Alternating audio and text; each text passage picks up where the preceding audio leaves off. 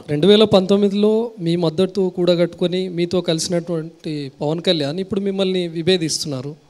So ఎందుకని? అంటే మీతో కలిసి నడిస్తే వచ్చేది ఏం లేదని పవన్ కళ్యాణ్ డిసైడ్ అయినట్టున్నారా? సహజం కదా. మా బీజేపీతో కలిస్తే వచ్చేటువంటి లాభం మాతో కలిసి వస్తుందా?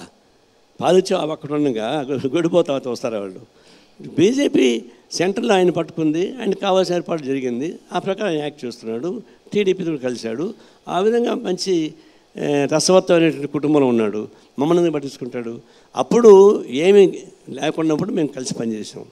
అప్పుడు కూడా కలిసి పనిచేసాం, కానీ ఆయన ఎప్పుడు ఆ ధర్మాన్ని పాటించలేదు, సరిగా నిలబడలేదు. అందువల్ల అందరూ ఫెయిల్ అయిపోయినాం. ఆయనతో సహా మేము ఫెయిల్ అయిపోయినాం. ఈసారి ఆయన మొట్టమొదటి నుంచి కూడా ఆయన కన్వీనెంట్ పొజిషన్ కోసం ఎత్తుకున్నాడు, అట్లే పోయాడు. అది ఆయన ఇష్టం, మనం ఏం చేయగలం? సార్, టీడీపీకి అవకాశాలు ఉండేవి, కానీ బీజేపీ మద్దతు కూడా కట్టుకోవడం వల్ల కాస్త ఫెయిల్యూర్ అయ్యారని మీరు అన్నారు. అది కాలిక్యులేషన్ చెప్తుంది కదా. నేను నా కోపం మీద చెప్పడమో లేదంటే శాస్త్రం చెప్పడమో శాపనార్థం పెట్టడం కాదు. ఇప్పుడు బీజేపీ అనగానే మైనారిటీస్, క్రిస్టియన్స్ కానీ ముస్లిమ్స్ కానీ మిగతా వాళ్ళు కానీ యాంటీ అవుతారు. ఎందుకంటే మన రాష్ట్రంలో దాదాపు 17-18 లక్షల ఓట్లు ఉన్నారు. ఒక నంద్యాలలోనే 2-3 లక్షల ఓట్లు ఉన్నారు. అందువల్ల ఇవన్నీ టిల్ట్ అవుతాయి, ఇప్పుడు టిల్ట్ అవుతున్నాయి.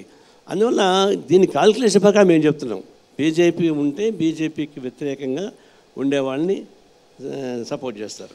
ఇప్పుడు ఏమైనా చంద్రబాబు ఉంటే వచ్చి ఉండేవాళ్ళు, ఇప్పుడు చంద్రబాబు పక్క రారు, అటువైపు పోయే అవకాశాలు. చిరంజీవి ఫ్యామిలీ అంటే